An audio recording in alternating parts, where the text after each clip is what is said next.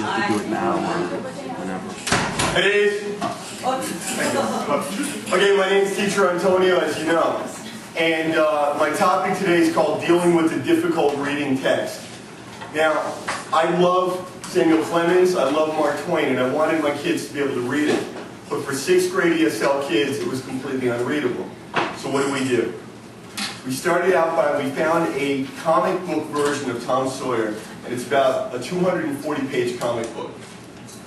And the thing about reading a comic book, and that comic book was actually designed for about 2nd or 3rd grade, so it was well below their reading level. So why did we use it? When we're doing speaking and listening, when you're doing listening, you want your kids to listen to things that are slightly above their level. The reason why is because we learn by reaching, like grasping for that understanding. And if we don't quite understand it, that's when the learning comes. And we don't tune out. When things are too easy on the listening, we just tune out and we don't listen. With reading, we almost want to go the reverse. It's almost better to go a little bit below their ability level on reading. And the reason why is that they 100% understand the story. And you can do all the interesting projects, questions, analysis, study. You do all that because you don't have to worry about them understanding the story.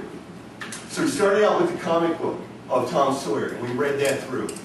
Step 2 was I wanted the kids to write a summary. Now, most people believe that when you write a summary, you're going to read the story and jot down notes. That story has 18 chapters. What you're going to wind up with, if you have been going through jotting down notes to do a summary, Chapter 1 summary is going to be 27 pages, Chapter 2 is going to be 3 pages, and by Chapter 4 they're writing 1 sentence. So what you do is you get the kids to open to the table of contents.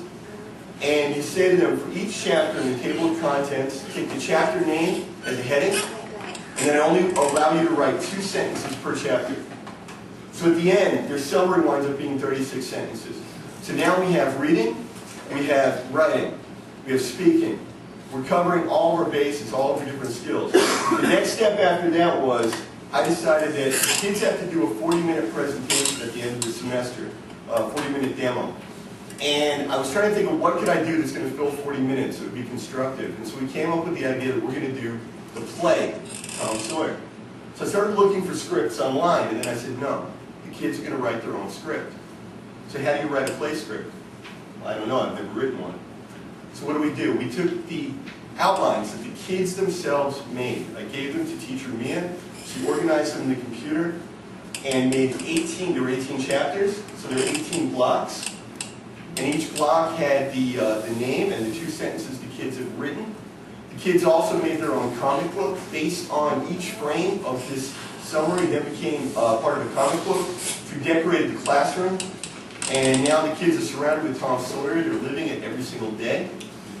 Then I made a contest. Go through and find as many characters in the book as you can, and I'll give you 1 star for every 3 characters that you find. The kids went through and they wrote each character that appears in each chapter. So now I got the characters, and now all I have to do is fill in the dialogue. And step by step, we went through this story again and again and again. And we did elements of plot, we did settings, we did characters, we did dialogue, and we did summary. By the time we were done, the kids had read the story about 10 or 12 times. Now when we started, if I'd said to the kids, here's the book, go read it 10 or 12 times, it wouldn't happen. But because we did it this way, they went through it 10 or 12 times, I don't think they were even aware of it.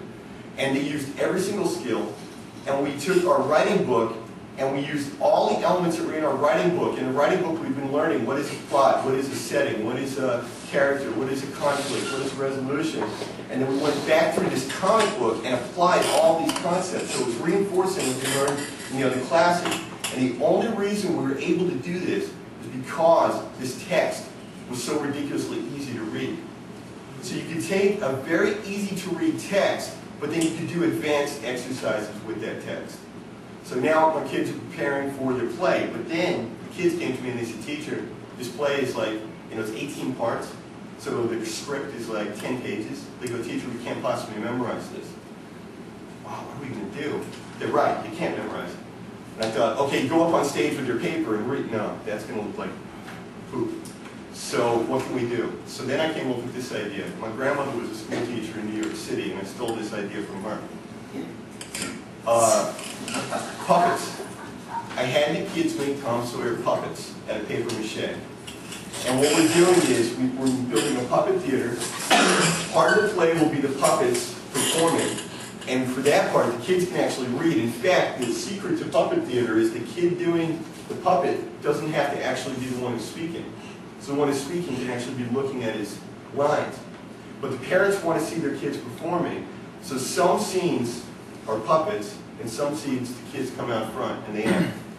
So the kids will act, the parents will see them acting, the kids will have to memorize the part where they're acting, but then they'll also get to do these puppets where they can read from the script. So now we've got mixed media, we got presentation skills, we got 4 English skills, and we got a project that's taking us the whole 4 months, the whole semester. And I think the kids are pretty excited about it. So that's how you deal with the difficult reading text. Thank you. Do you think the kids will be able to go back to the story somewhere and read it again? No, not the original. Okay, Angela got us a new one that's like a scaled reader, and that's going to be fine. That'll be fine. The original Tom Sawyer is completely unreadable. It's 19th century Southern dialect. You know, and I challenge even a lot of the Brits or other native speakers may not, even people from the East Coast of the U.S. may not be able to read it and understand it. So they won't be able to go back to the original. We, as native speakers, I talked about this with Matt, but as Americans in school, we don't read Tom Sawyer until maybe 9th grade. You know, and it's not the first English book we've read, it's the 100th. But for the scaled reader, it's excellent. The kids know it's inside it out now. I think we can get through the scaled reader in like 2 hours. Okay, question? Thank you.